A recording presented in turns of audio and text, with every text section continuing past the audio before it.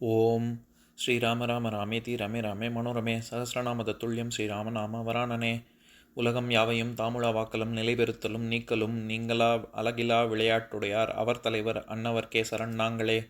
எத்திர எத்திர ரகுநாத கீர்த்தனம் தத்திர தத்திர கிருத்தமாஸ்தகாஞ்சலிம் வாஷ்பவாரி பரிபூர்ணலோச்சனம் மாருதிம் நமது ராட்சசாந்தகம். அஞ்சிலே ஒன்று பெற்றான் அஞ்சிலே ஒன்றை தாவி அஞ்சிலே ஒன்று ஆறாக ஆரியர்க்காக ஏகி அஞ்சிலே ஒன்று பெற்ற அணங்கை கண்டு அயலாரூரில் அஞ்சிலே ஒன்றை வைத்தான் அவன் எம்மை அழித்துக் காப்பான். இன்னைக்கு நம்ம கம்பராமாயணத்துல பாலகாண்டத்துல கையடை படலத்துல 23வது பாடல் பார்க்க போறோம்.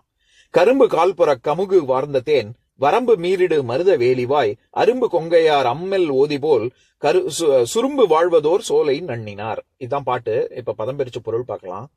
கரும்பு கால்புற கரும்பு சோலைகளிலே காற்று வீசுவதால் கமுகு வார்ந்த தேன் கமுகு மரங்களிலே பெருகி வரும் தேன் வரம்பு மீறிடும் வரப்பை மீறி செல்லும்படியான மருத வேலிவாய் மருத நிலங்களிலே அரும்பு கொங்கையார் தோன்றி வரும் தனங்களையுடைய இளமாதரது அம்மென் ஓதி போல் அழகிய மென்மையான கூந்தலைப் போல கருத்த சுரும்பு வாழ்வதோர் சோலை நண்ணினார். வண்டுகள் வாழ்கின்ற ஒரு சோலையை அம்மூவரும் அடைந்தனர்.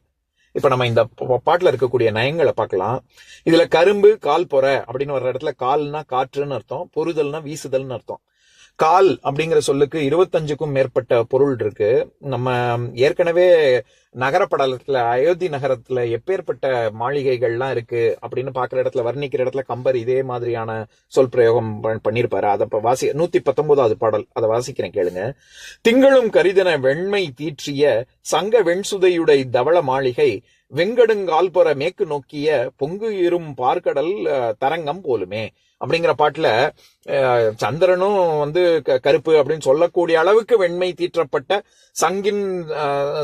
வெண்சங்கு போன்ற வெண்மை நிறத்துடைய தவள மாளிகை, வெள்ளை நிற மாளிகைகள் பாக்குறதுக்கு எப்படி இருக்கான்? வெங்கடும் கால்புற மேற்கு நோக்கிய, அதாவது பார்க்கடல்ல எப்பேற்பட்ட அலைகள் ரொம்ப பெரிய அலைகள் வீசுது.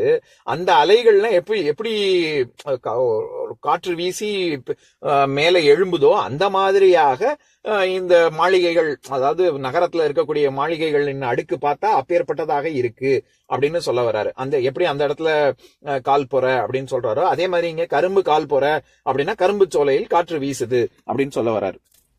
அதே மாதிரி கமுகு வார்ந்த தேன் அப்படின்னு வர்ற இடத்துல கமுகு அப்படின்னா பாக்கு மரம், அது நம்ம ஏற்கனவே பார்த்திருக்கோம். கமுகு தோட்டத்தை பத்தி கம்பருடைய வர்ணனை. அதுல வார்ந்த தேன் அப்படிங்கிறது வார்க்கப்பட்ட அப்படின்னா வார்த்தல்னா பெருகி வரும் தேன் அப்படின்னு அர்த்தம். அதனால கமுகு மரங்களிலே பெருகி வரும் தேன் அப்படின்னு நம்ம அர்த்தம் பண்றோம். அதே மாதிரி வரம்பு மீறிடும் அப்படின்ற இடத்துல வரப்பு அப்படிங்கிறது மெலித்தல் விகாரம் பெற்று பகரம் மகரமாக வரம்பு அப்படின்னு வரும். ஏன்னா வரம்பு அப்படின்னு வரம்பு மீறாத அப்படின்னு சொல்றோம்ல, வரம்பு வரப்பு இது எல்லாமே எல்லையத்தான் குறிக்கும்.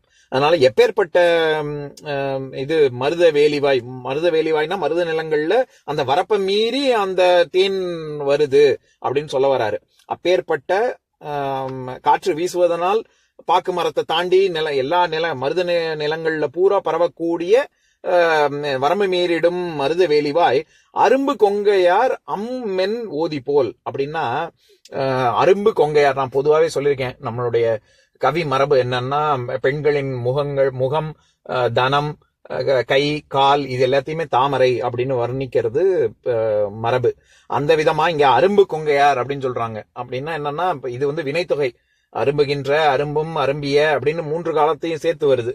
அதனால அப்பேற்பட்ட இளமாதர் அப்படின்னு சொல்ல வர்றதுக்கு அரும்பு கொங்கையார் அப்படின்னு சொல்றாரு. அம்னா அழகுன்னு அர்த்தம், மென்மையான, ஓதி அப்படின்னா கூந்தல்னு அர்த்தம். அதனால அழகிய மென்மையான கூந்தல் போல அப்படின்னு சொல்றாரு.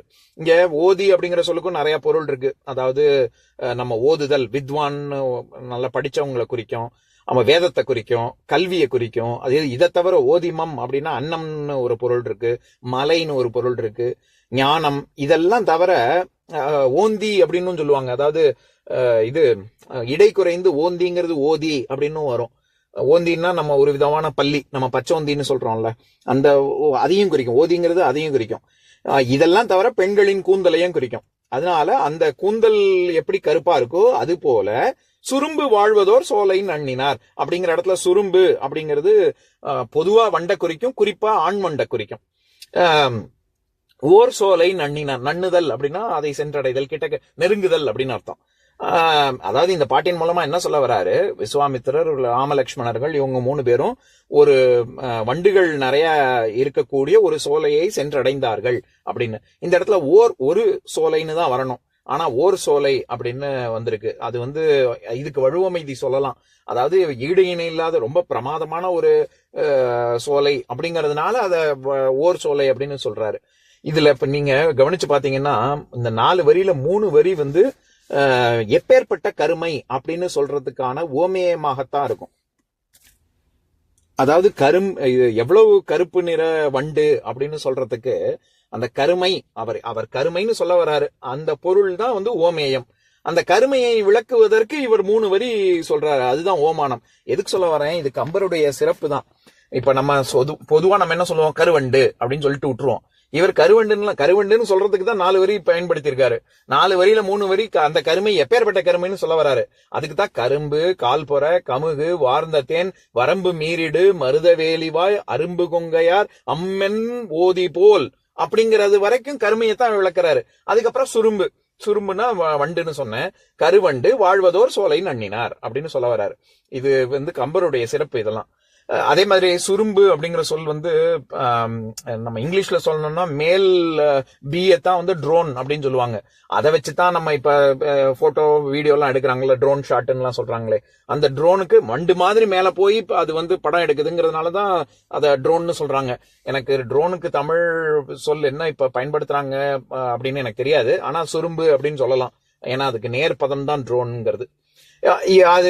அதாவது சுரும்பு வாழ்வதோர் சோலை நன்னினார் அப்படின்னா இந்த மாதிரி கருநிற எப்பேற்பட்ட கருமை நிறம் கொண்ட வண்டு, அந்த வண்டு இருக்கக்கூடிய சோலை, அதை இவர்கள் சென்றடைந்தார்கள் அப்படின்னு சொல்ல வரார். இப்ப நான் பாட்டை இன்னொரு தடவை படிக்கிறேன், கேளுங்க. கரும்பு கால்புற கமுகு வார்ந்த தேன், வரம்பு மீறிடு மருத வேலிவாய், அரும்பு கொங்கையார் அம்மெல் ஓதி போல், சுரும்பு வாழ்வதோர் சோலை நன்னினார். இன்னொரு நாள் இன்னொரு பாட்டு பார்க்கலாம்.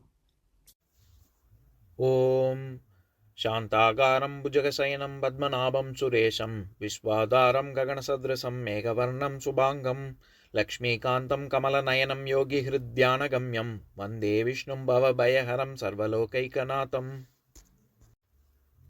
உம்பரோடு இம்பர்காரும் உலகம் ஓர் ஏழும் ஏழும் எம்பெருமான் என்று ஏத்தி இறைஞ்சி நின்று ஏவல் செய்ய தம்பியரோடும் தானும் தருமமும் தரணி காத்தான் அம்பரத்து அனந்தர் நீங்கி அயோத்தியில் வந்த வள்ளல். ஓம் பூர்ணமதः பூர்ணமிதம் பூர்ணாத் பூர்ணமுதஸ்யதே பூர்ணஸ்ய பூர்ணமாதாய பூர்ணமேவாவசிஷ்யதே. ஓம் சாந்தி சாந்தி சாந்திஹி. ஓம் சர்வேஷாம் ஸ்வஸ்திர்பவது, சர்வேஷாம் சாந்திர்பவது, சர்வேஷாம் பூர்ணம் பவது, சர்வேஷாம் மங்களம் பவது. ஓம் சாந்தி சாந்தி சாந்திஹி. ஓம் சர்வே பவந்து சுகினः, सर्वे सन्तु निरामयाः, सर्वे भद्राणि पश्यन्तु, मा कश्चित् दुःखभाग् भवेत्. ओम शांति शांति शांति।